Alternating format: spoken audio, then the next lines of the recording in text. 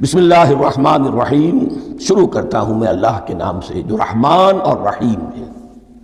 اس پر کچھ گفتگو ہو چکی ہے تعارف قرآن کے ضمن میں کہ رحمان اور رحیم دو نام ہیں کہ جو رحمت کے مادے سے نکلتے ہیں۔ رحمان میں اللہ تعالیٰ کی رحمت کا جوش، ہیجانی کیفیت، طوفانی کیفیت، اور رحیم میں اللہ تعالیٰ کی رحمت کا دوام اور تسلسل۔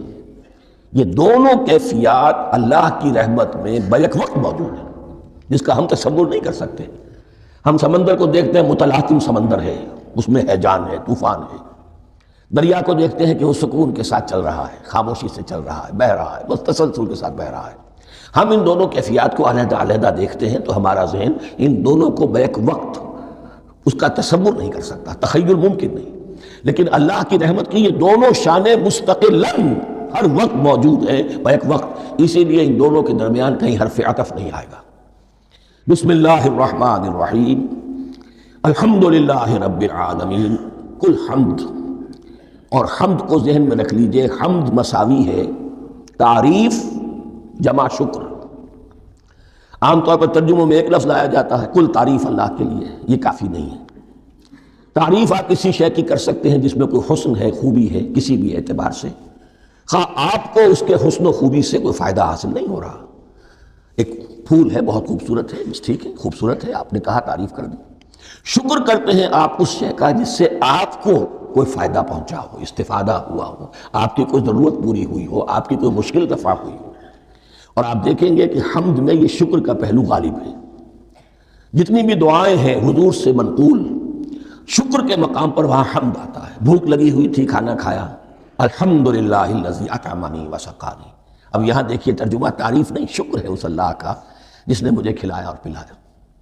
آپ بیت الخلاء سے باہر آئے، نجاستیں آپ سے دور ہو گئیں، طبیعت میں انشراح ہوا، الحمدللہ الذی اذھب عنی الاذی وعافانی۔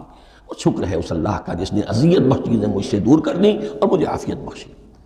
تو یہ الحمدللہ رب العالمین، اللہ تعالیٰ کا حسن و کمال اور حسن و جمال اپنی جگہ بھی اس انتہا کا ہے کہ جتنی تعریف اس کا حق ہے ہم کر ہی نہیں سکتے، لیکن اس کے احسانات اور انعامات ہم پر اتنے ہیں کہ ہم ان کو بھی گن نہیں سکتے۔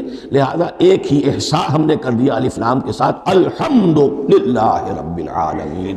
تمام تعریفیں اور کل شکر اللہ کے لیے ہیں کہ جو تمام جہانوں کا پروردگار ہے، رب ہے، مالک ہے۔ رب میں ایک مفہوم ہوتا ہے ربوبیت کا، اور اس میں مفہوم شامل ہوتا ہے تربیت کا، ربیانی صغیرہ۔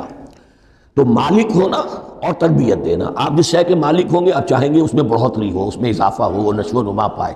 تو یہ دونوں چیزیں آپس میں ایک دوسرے کا جڑی ہوئی ہیں، پروردگار بھی اور مالک بھی۔ عام طور پر عربی میں رب کا لفظ مالک کے لیے آتا ہے، رب البیت، رب الدار، رب المال۔ تو معلوم وہاں پر ظاہر بات ہے کہ اس سے مراد کیا ہے، مال والا، گھر کا مالک۔ تو کل شکر اور کل تعریف اس اللہ کے لیے ہے جو تمام جہانوں کا مالک بھی ہے اور پروردگار بھی ہے۔ الرحمن الرحیم، رحمان ہے اور رحیم ہے۔ اب دوبارہ اس کی میں وضاحت نہیں کروں گا۔ مالک یوم الدین، یوم الدین کا مختار مطلق ہے۔ دین عربی زبان میں کہتے ہیں بدلے کو، دناہم کما دانو کما تدین و تدانو، یہ کہاوت ہے۔ جیسے اردو میں ہم کہتے ہیں جیسا کرو گے ویسا بھرو گے، کما تدین و تدانو، تو یہ ہے بدلہ۔ اس کا بنیادی مفہوم جو ہے وہ بدلہ ہے۔ تو بدلے کا ایک دن ہے جس دن فیصلہ ہوگا کہ کون کیا کما کر لایا ہے اور اسے کیا بدلہ ملنا چاہیے۔ آیا اس کا برائیوں کا پلڑا بھاری ہے کہ اسے سزا ملنی چاہیے، یا اس کی حسنات اور نیکیوں کا پلڑا بھاری ہے کہ اسے جزا ملنی چاہیے، اس کا انعام اور اکرام کے ساتھ معاملہ کیا جانا چاہیے۔ وہ ایک دن ہے، اسے ہم یوم القیامہ کہتے ہیں۔ اور لیکن اصل بات جو یہاں کہی گئی، یعنی ایک جملے میں تین باتوں کا اعتراف ہو رہا ہے۔ بعث بعد الموت، ایک دن آئے گا کہ ہم مرنے کے بعد تمام انسان اٹھا لیے جائیں گے، پھر حساب و کتاب، پھر اللہ کے ہاں حاضری ہوگی اور حساب کتاب ہوگا۔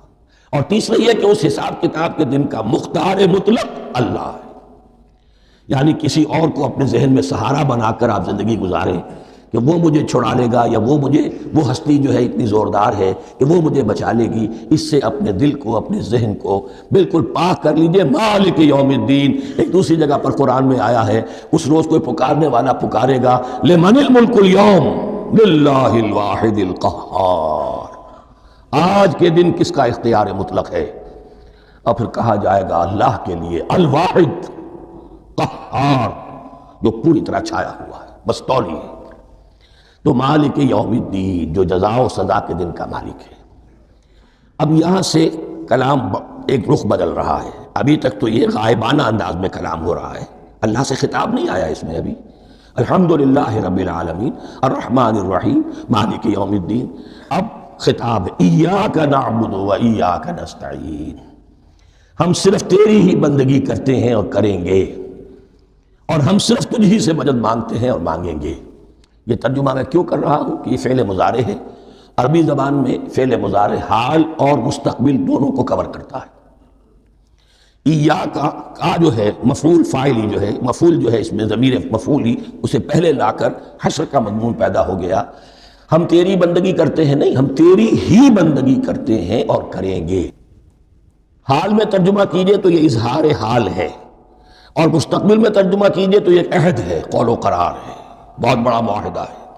وَإِيَّاكَ نَسْتَعِينُ، اور صرف تجھ ہی سے مدد مانگتے ہیں اور مانگیں گے۔ اس میں بھی حال کا ترجمہ اظہار حال، اللہ کرے کہ واقعی ہمارا حال وہی ہو۔ جب ہم یہ الفاظ کہتے ہیں تو واقعتاً ہم اس پر پورے اتر رہے ہوں کہ اسی کی بندگی کر رہے ہوں اور اسی سے ساری استعانت اور استمداد کر رہے ہوں۔ جہاں تک مستقبل کا تعلق ہے وہ پھر ایک عہد ہے۔